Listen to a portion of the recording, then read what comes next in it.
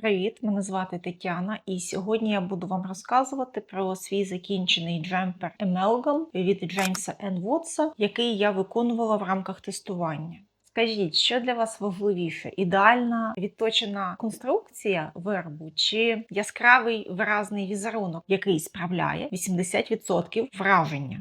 Цей пуловер, я буду називати його амальгама, простіше і зрозуміліше для вас. Це нескладна конструкція в поєднанні із цікавим візерунком. Джеймс закладав зміст в назву джемпера. Амальгама – це сплав металів. В даному випадку це поєднання фактурного візерунку з косами із доріжкою із спущених петель. Це контрастне поєднання, яке мені до вподоби. Це оверсайз модель, яка в'яжеться згори донизу. Спочатку вив'язуються окремо деталі спинки і перед, потім в'язання переходить на стадію в'язання по колу. Ця конструкція максимально лаконічна, вона майже безшовна. Все-таки тут є два шви по плечам. Через специфіку візерунку вони потрібні. А щодо свободи облягання, то вона рекомендована від 10 до 38 см, якось так. Чому я взагалі вв'язалася в це тестування? По правді кажучи, мене гнітуть думки нехороші, і я навіть в'язати деколи через них не можу, тому я встрягаю деколи навмисне в проєкти із дедлайнами. В даному випадку це тестування. Я побачила модель, вона мені сподобалася, я подала заявку і мене прийняли, і я спочатку дуже з того тішилася, а потім уже не тішилася через те, що в мене з'явилось дуже багато проблем і справ. На рахунок матеріалу і щільності автор використовував для свого зразка поєднання бавовни і льону. В даному випадку підходить будь-яка пряжа із вагою DK. В моєму випадку це була бавовна. Я випробувала два артикули із метражем 230-250 метрів на 100 грамів. Це дещо незвична для мене пряжа, тому що вона затовста. Я б не сказала, що вона мега практична для літніх виробів, тому що все-таки вона відчувається на тілі, але з нею швидко в'язати, тому що щільність виходить оптимальна для швидкого процесу, і з нею приємно в'язати. Це не якась ювелірна праця, коли ти декілька місяців в'яжеш виріб. Мені треба було вийти на щільність цього опису, яка була 19 петель на 28 рядів, і це була непроста робота. Щоб заміри були більш-менш точними, Джеймс рекомендує робити великі зразки. Ну, звісно, це правильно робити великі зразки, але мені треба було зробити 4 зразки, щоб більш-менш розібратися. І на один такий зразок в мене йшло порядку 50 метрів, що доволі відчутно. Тому, коли будете купувати пряжу для будь-якого проєкту, не тільки для цього, завжди враховуйте зразки. І потрапляла я по петлям, а не потрапляла по рядам, а потрапляла по рядам, не потрапляла по петлям. Тому я просто плюнула на це діло. Джеймс дозволяє вільності, не обов'язково потрапляти в щільність, але про це треба написати. І я просто обрала той зразок, який був найближче до щільності, і той, який мені найбільше подобався. Перший артикул, який я пробувала, це був Yarnart Symphony. Це незвичайна ниточка-шнурочок, де плетіння з бавовни плавно переходить у блискучу віскозу без вузлів. У коричневому кольорі 2107 виглядає дорого і благородно. Але є нюанс. Вона важка, я пробувала на 5 і на 6. Для лицьової гладі це ідеальна пряжа, полотно пластичне і яскраве. Але для візерунку з косами це, як на мене, масло масляне, тому що блиск і переходи будуть перегукувати візерунок. Тому Symphony я відклала для іншого проєкту, де вона буде використовуватися в звичайній лицьовій гладі. Другим кандидатом був Gazal Organic Baby Cotton 115 метрів у 50 грамах. Це 100% органічна бавовна, товстенька, матова, доволі слухняна. Скрутка не туга, дещо вільна, але без надмірної розслабленості. Колір приглушений, припилений, червоний. Я давно не використовувала цей колір, часи в нас неспокійні. І в мене асоціації були не зовсім хороші з цим кольором. Проте, знаєте, не факт, що я переживу війну, і який колір я ношу, це зовсім не має значення. Це ні на що не вплине. Виробник рекомендує спиці 4,5-5. Я спробувала зразки на номері 5 і номері 6. На номері 6 петлі дещо просторі, але на мій досвід п'ятірка те, що треба. На відміну від Symphony, ця пряжа не перетягує увагу на себе, тому в центрі залишається візерунок. Цей варіант мені більше до душі. На спицях номер 5 зразок виглядає акуратніше, петлі можуть бути трохи просторими для звичайної лицевої гладі, проте в контексті саме переплетіння, кіз, воно виглядає дуже органічно. А на спицях номер 6 петлі вже занадто крупні. Для кожного артикулу пряжі я витратила майже по мотку пряжі 50 грамів на 2 зразки. Коса в цьому візерунку працює не тільки як декор, вона ще тримає петлі докупи, щоб вони не розлазилися вздовж спущених доріжок, бо на звичайній лицевій гладі це деколи трапляється, хоч це іще залежить від якості самого матеріалу. Тому саме завдяки цим косам немає значення, чи пряжа цупка, чи вона гладка. Петлі будуть виглядати акуратно і візерунок буде виразним. Чесно кажучи, коли я отримала опис, я його наперед не перечитувала. Я йшла по розділам. Все було доволі логічно. В описі немає схем, це лише текст. Я з цим розібралася. Загалом складностей в ньому не було, але тут дуже важливо бути уважною і часом не перескочити на розділ для іншого розміру. Бо там є схожі інструкції для різних розмірів, і ці розділи виглядають дуже схоже на перший погляд. Тому в суцільному тексті можна і загубитися. Принаймні, у мене є така особливість.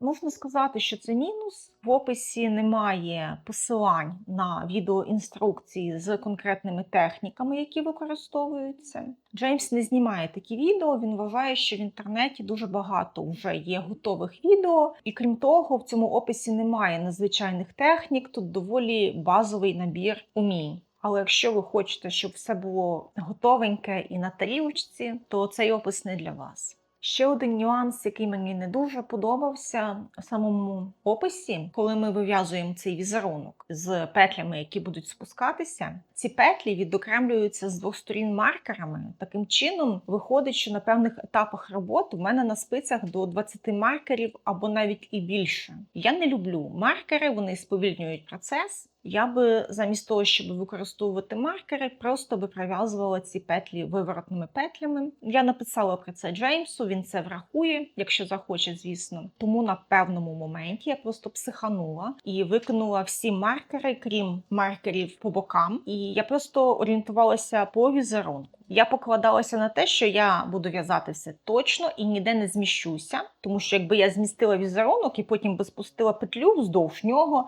то був би такий упс. Довелось би багато чого переробляти. Проте моєї уважності вистачило, все пройшло добре. Я просто пильнувала, щоб нічого ніде не змістилося, і петлі потім спустилися ідеально.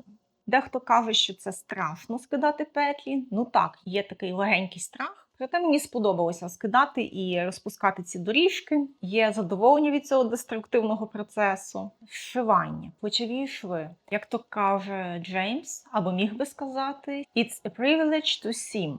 Тобто вшивання – це привілегія. Це він так жартома говорить. В'язати виворотні петлі – це привілегія, це його крилата фраза. Ну що, є тут вшивання, воно потрібне, воно тільки в двох місцях. Це не так вже й багато роботи, проте треба бути уважним. В тому місці, де вшиваються саме доріжки із спущених петель, щоб нічого не перетягнути. Для мене це було непросто, я не з першого разу це все гарно вшила матрасним швом. В цьому місці треба не натягувати пряжу, щоб все лягало плавно по візерунку. Не з першого, то з другого разу у мене вийшло. Це був такий моментик специфічний для мене, мабуть. Горловина тут достатньо простора, що мені подобається, бо я не люблю, коли горловина прямо під шию. Але якщо у вас інші смаки, то ви дуже легко можете все підкоригувати за рахунок ширини обробки горловини. Вона виконується на пізнішому етапі, що доволі зручно, тому що дуже часто буває, що горловина розтягується, її треба підтягнути, переробити трошки. Тут це зробити буде просто. Я використовувала спиці декількох розмірів. Я почала із більшого розміру і і щоб горловина плавно звужувалася догори, я після певної кількості рядів переходила на спиці ще меншого розміру.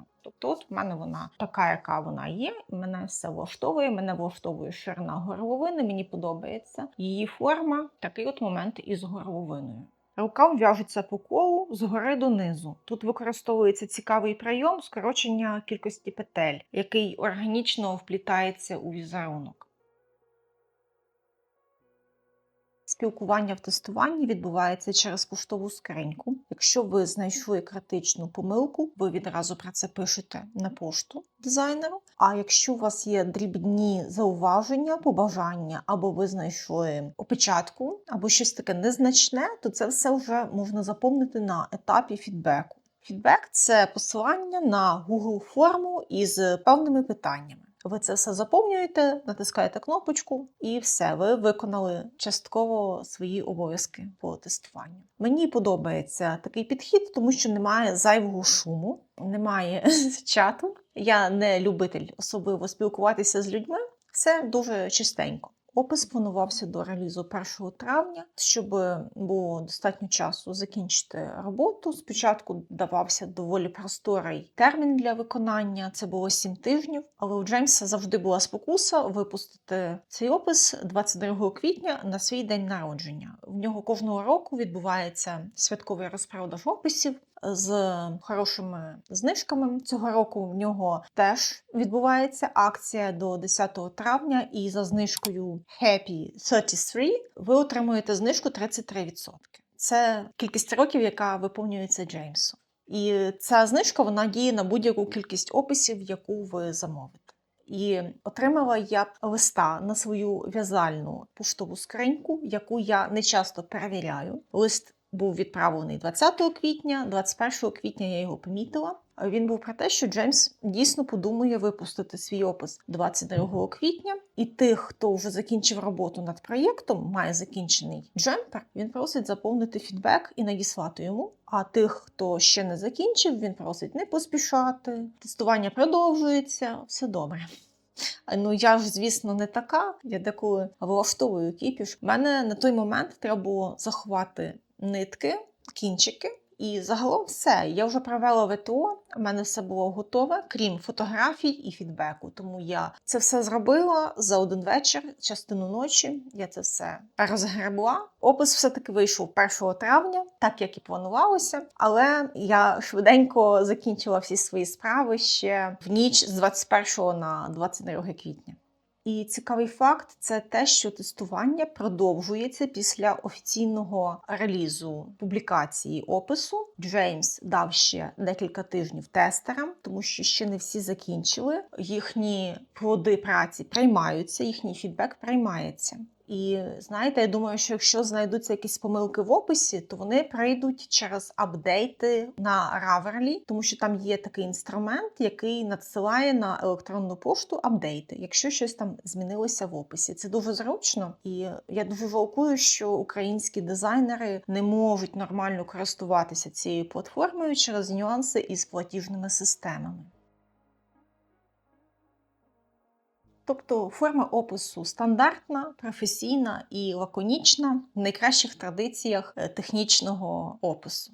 Інструкції чіткі, було декілька опечаток, але загалом з самого початку опис був добре вичитаний. Не було такого, що помилка на помилці, і ти такий сидиш, чухаєш голову, що робити далі. Ні, було все відразу зрозуміло. Єдиний мінус, як я вже казала, це відсутність схем і, можливо, трошки така одноманітна структура за рахунок того, що все це текстові інструкції. Я вважаю, що цей опис ідеально підходить для середнього рівня, бо родзинка як-не-як тут в самому візерунку, а не в конструкції. А візерунок, він цікавий, але тут немає якогось вищого пілотажу. Проте, якщо вам треба ідеальна посадка по фігурі чи якісь технічні виклики, щось новеньке, то цей опис не для вас. Цей опис для тих, хто хоче відносно швидко зв'язати пуловер за 2, 3, 4 тижні за рахунок хорошої зручної щільності, для тих, хто хоче ефектний акцентний візерунок і не перейматися зайвим, просто розслабитися, іти по інструкціям і ні про що зайве не думати, отримувати задоволення від процесу.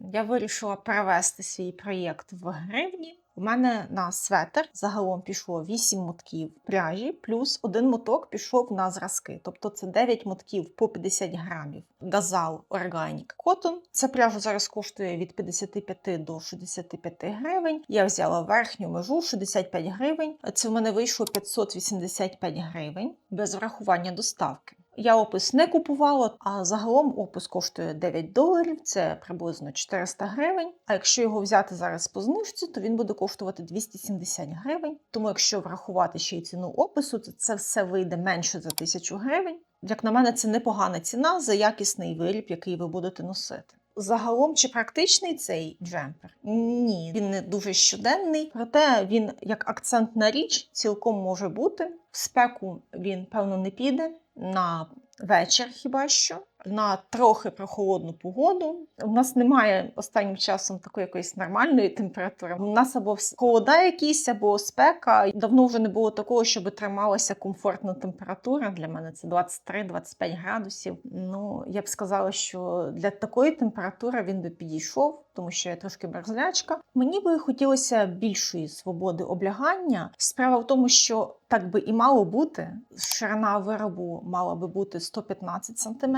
проте вона в мене вийшла 104 см через те, що я все-таки не вклалася в щільність. Справа в тому, що на етапі зразків я ще не подружилася із візерунком, я ще не наловчилася, не оптимізувала свої рухи під нього, тому механіка моїх рухів, мабуть, змінилася уже тоді, коли я перейшла до великого процесу. І у мене щільність стала тугіша. У мене дуже часто щільність стає тісніша за ту щільність, яку я отримувала у зразках. Особливо, коли я маю справу з візерунком, тому що я наловчилася. Загалом результат мені подобається. В першу чергу через колір і візерунок. Процес теж мені зайшов, пряжа була проста і слухняна в роботі. Якщо підсумувати, то я ставлю цьому опису 4 із 5, а цьому виробу, мабуть, теж 4 із 5. Ну, чому я знімаю бал? Тому що він не мега універсальний, кілька разів на сезон його можна вдягнути, я думаю. Тому 1 бал я знімаю, з іншої сторони, я думаю, що це несправедливо. На цьому я буду з вами прощатися. Дякую вам за увагу і ще якось побачимось. Бувайте!